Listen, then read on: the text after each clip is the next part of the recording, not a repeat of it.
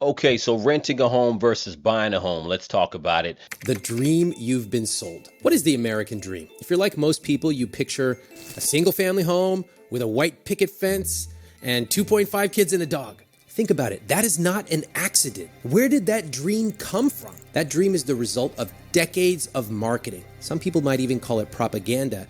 Most people in the world do not live in single family homes like we do in America. And yet we believe this is the only measure of success. Let me take a step back real quick. So, again, I appreciate what he's saying. I think what's missing sometimes is the nuances. And quite honestly, yes, if you look at straight numbers when it comes to renting versus owning, in some cities, it's cheaper to rent. So we got to ask ourselves, well, why would you actually buy a home? And in this video is more about just having a great conversation. It's not about convincing someone to do one thing or the other. There's so many nuances that just depend on, again, where you're at, where you live, and why you would want to do one or the other. So you got to look at a home. I'm a homeowner. One of the things about being a homeowner, I have children. I have two kids. So one of the things that, my wife and I looked at is, we were renting and we wanted to own a home. So one of the reasons why we wanted to own a home were obviously privacy, to have our own yard, and to have our own place, and I think that, you have to look at it and say, depending on where you live at, if you're a single person and you're living in a major city, it probably makes more sense to rent, than having a condo. Like you said, he's looking at an apartment and a condo on a similar block, similar square footage, similar view. But of course, the costs more to purchase. Right? Why? Because he's going to be paying taxes. He's talking about New York, probably the highest tax city for real estate in the country. So he's going to be paying taxes. But let's talk about the average person. Now, the average person who is, let's say you have a couple of kids and you're renting an apartment. Now, my thing is this: if you want to rent, there's nothing wrong with renting, but there's some downsides to renting too. Because if you're going to rent, people always say, hey, you have a house that's $300,000. Look, in 30 years, it's going to cost you three times that, 900,000, 950, almost $1 million, to own this home if you pay the mortgage off in 30 years. Granted, that's all true. Now, let's take the same thing. Let's say if you take let's take a $300,000 house, and let's say, the mortgage is $2,500 a month. Now, of course, that was at better rates, but it's higher now. But let's just say the mortgage is $2,500, for example.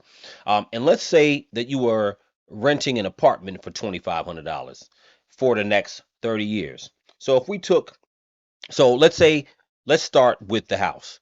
You do your mortgage, you pay your mortgage $2,500 a month at a fixed rate for 30 years. Yeah, you're paying three times the amount for the house.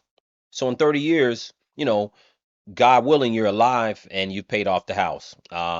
Or other scenario could be maybe you pass away before that, and your life insurance, your kids can pay off the house and do what they want with the house. Now you have a house you can do something with. You could sell it. You could rent it. You could do something with it. Now you take the same scenario if you're renting. Let's take $2,500 a month and we'll multiply it by 12, which is 30 grand. That's $30,000 a year in rent. And then we're going to multiply that by 30 years.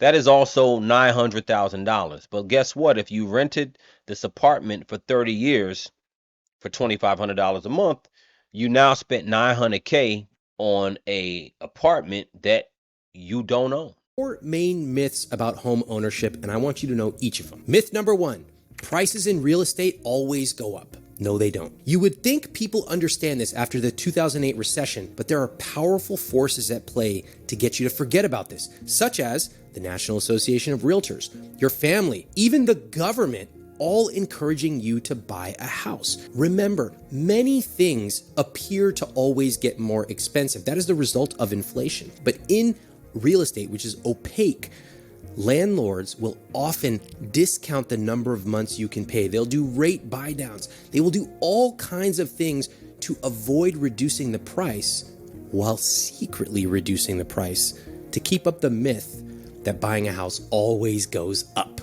Myth number two: the value of a house doubles every 10 years. This isn't always true. And even when the price does double, most people forget to factor in phantom costs. Phantom costs are all the costs of a house that most people forget about. They're phantoms.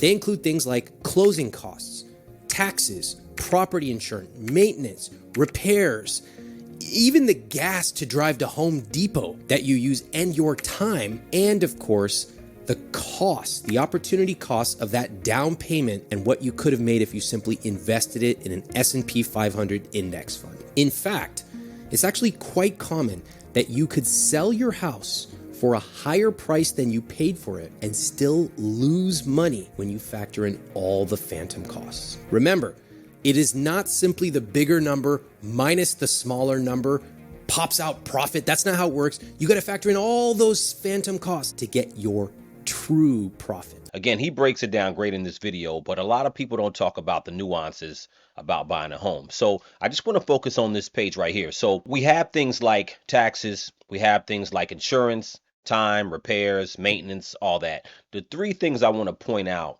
are taxes, which are very important. Depending on where you want to live, taxes can make a big difference as far as that monthly payment, as far as the mortgage payment that you're paying to the bank. Repairs are something that a lot of times homeowners are not prepared for. You better start getting handy, because when you get a house, you are going to have something you have to prepare. You better get on YouTube and learn how to repair certain things. And homeowners often point to leverage as a key benefit. You can put $20,000 down for a $100,000 house. If the house climbs to $120K, you effectively doubled your money. That is true. But remember this, leverage works on the way up as well as the way down. If your house declines by 10%, you don't just lose 10% of your equity. In fact, you can be wiped out. So it is important to remember that house prices don't only go up, house values don't only go up, and leverage can work for you or it can work against you. You can buy your house for $400,000 and then in a year it could be worth $325 because the market goes down. That's possible.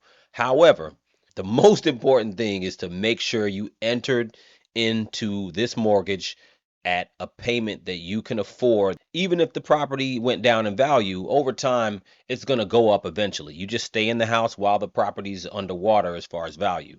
Always run the numbers. Have you heard this phrase? If you rent, you're just throwing your money away, or you're paying your landlord's mortgage. I got a question for you. Would you say the same thing about eating out? Would you say, ugh, you're paying the restaurant owner's mortgage when you eat that sushi? No.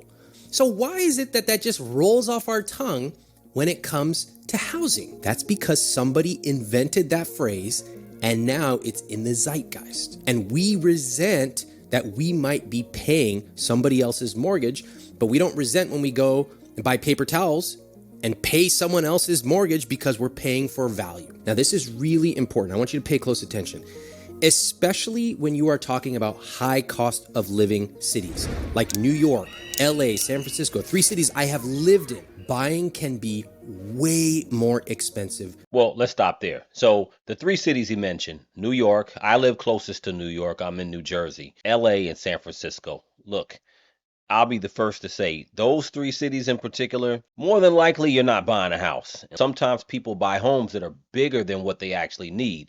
People always think bigger is better when it comes to a house. People are always, nowadays people don't even want, a small house. When I was growing up, we had a house. We had a pretty, I guess, averagely sized small house. I grew up in Illinois. We had a 3-bedroom, 1-bath house. We were a family of 5, my mother, father, my 2 sisters. And I had my own room. My 2 sisters shared a room, and my mother and father had the 3rd room. And we lived fairly comfortably. Now everybody wants a big sprawling estate. And look, it's all about what you can afford. If you can afford a sprawling 6-bedroom house with 2 guest rooms and a large yard and all these things, go ahead and go for it. But if you can't afford it, or it's way more space than what you need, that's another problem I think a lot of people have. And it's not something that I think that our parents or our parents' parents, it isn't a problem that they had way back when, in the 40s and 50s, when a lot of our grandparents were buying these homes. These homes were not huge. They were just enough space. And over time, these houses have gotten bigger and bigger and bigger. And what's crazy is our family size has gotten smaller and smaller. People are having less kids than what our parents and grandparents had. So we really don't need these huge houses. Now, what about property as an investment vehicle? What about buying a property and renting it out? Well, I will say that it can work, but you've got to really know your numbers. And in my experience, most landlords do not even know their own basic numbers, much less are they able to properly plan and set aside money and treat owning a property as a business. In fact, in my experience, over half of the people who write to me in financial trouble are there because of one of two things: their housing costs or how much they spend on their cars. So Let me stop that there too. Now that's another thing I spoke about a lot too. Car payments are too expensive. And in many cases now, where the interest rates are on car payments are so high, a lot of people are paying $1,000 plus for a car. That's just the car payment. And then when you add insurance, some people are paying as high as $1,300, $1,500 a month for the car. This is what people don't need. You don't need expensive cars.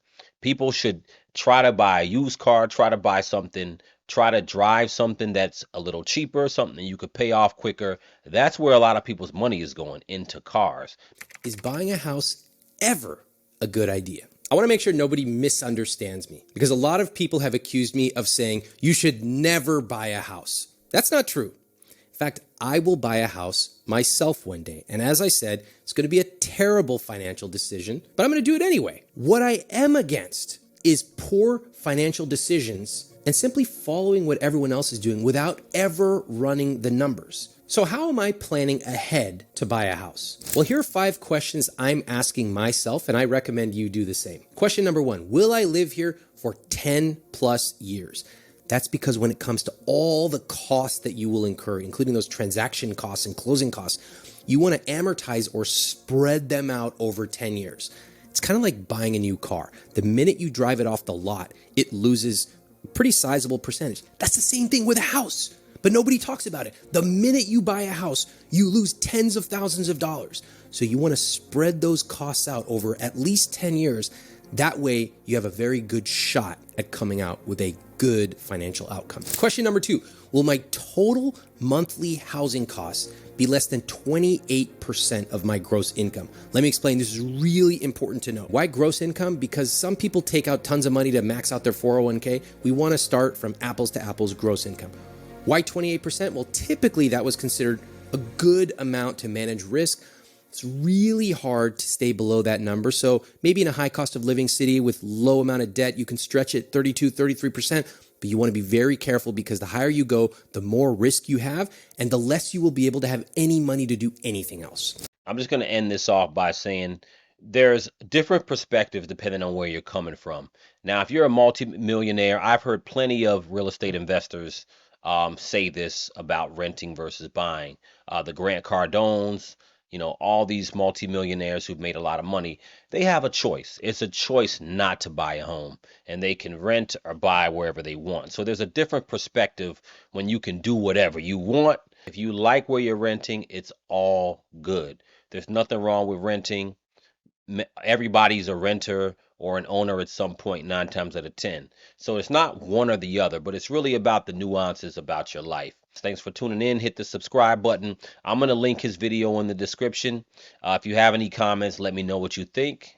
Peace out, y'all. Talk to you soon.